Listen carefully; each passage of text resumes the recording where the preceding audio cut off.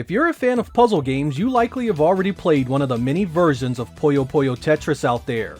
It was a fun mix of the two longtime staples of the genre. When I played it, I found a multiplayer game my family loved to death, as well as a few classic modes that I could settle down to at the end of the day. There was always a nice calmness to these games that allowed you to relax while playing them. Sega decided that we needed more of it, and in this episode, we'll be taking a quick look at Puyo Puyo Tetris 2, the ultimate puzzle crossover.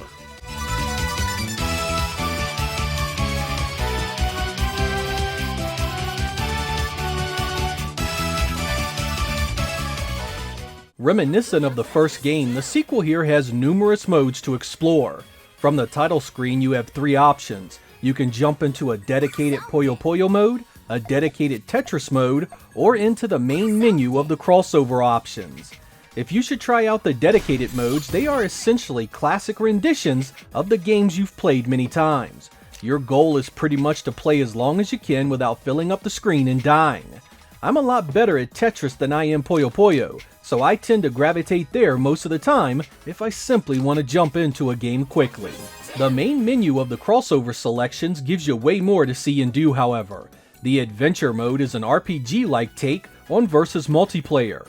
Here you get a map to conquer, story interactions with the game's many characters, and your first taste of the crossover aspects available. If you get deeper in, you begin to see custom rule sets and conditions for victory to spice things up a bit. Jumping into solo mode opens up even more ways to play. Versus allows up to 4 players to play at once. Here you can mix the different styles or everyone can play the same. You also have a choice of playing against a computer AI or against other people in couch co-op team battles or free-for-alls. The aim is to be the last man standing. Skill Battle is a neat addition that gives each character traits and attributes similar to an RPG. These can dramatically turn the tide of a game, and the more you play, the more powerful you become.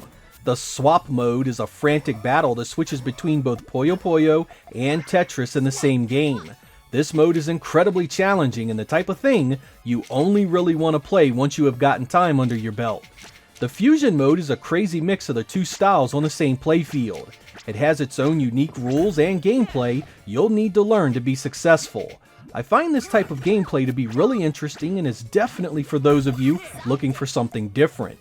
Big Bang gives you a series of predetermined patterns you must try and clear out as fast as possible against an AI or human opponent. These patterns have a certain way to be defeated for maximum effect. The challenge mode introduces a pile of new options such as Tiny Puyo, endless and marathon choices, as well as some time-based challenges. Multiplayer allows you to play on the same screen or enjoy some local wireless play if you are using the Nintendo Switch. There's also a lessons mode that teaches you the fundamentals for each type of game. If Puyo Puyo is a mystery to you, you may want to take a stroll through this to get a better understanding of its chain system and how to better score. Finally, the online section gives you access to network battles, replays, and global rankings. When it comes to things to do in Puyo Puyo Tetris 2, it certainly isn't lacking in variety.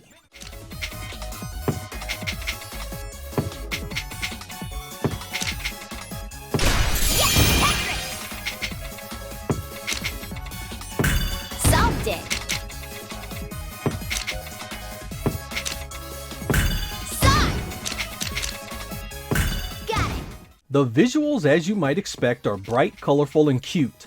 From the Puyos and their big eyes to the anime-style characters you choose, it screams Japan. While it certainly isn't a bad-looking game by any means, I really wish Sega would take things up a notch with some of the presentation. I don't mind that it's 2D, but I can't help but to feel that it could be so much prettier.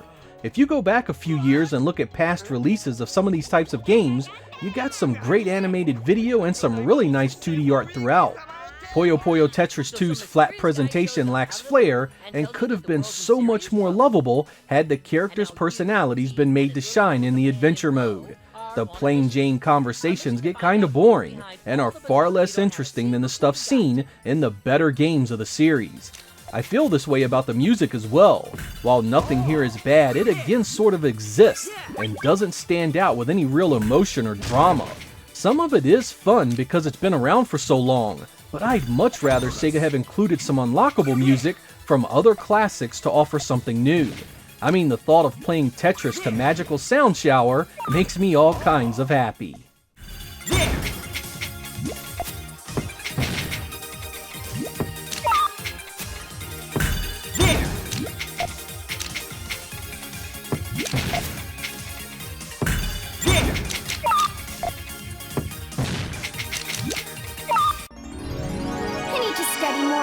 I never back down. Puyo Puyo and Tetris have been around for 3 decades or more, so you have plenty of options out there if you're interested. Sega has also recently released the very first 2 Puyo games in their Sega Ages line, and there are 20 versions of Tetris available on everything under the sun. The mashup featured here does have its own charms, however. There's plenty to do in single player, and the multiplayer can add hours of fun on top of that with family and friends. I can't help but to feel that Sega played it safe here, however. After seeing 2 of these games now, I have to wonder why Sega didn't do a Puyo Puyo and Columns crossover. I mean, given the blocky nature of Columns, it would seem a perfect fit. Heck, I'd like to see him go all out and do a triple crossover of Puyo Puyo Columns Tetris, and make things really interesting. For now we have Puyo Puyo Tetris 2, which retails for $39.99 and is available on December 8th, 2020 for the Switch, PS4, PS5, Xbox One, and the Xbox Series S and X. A PC version is coming soon as well. I'm Sega Lord X. Thank you guys for watching, and I will catch you next time.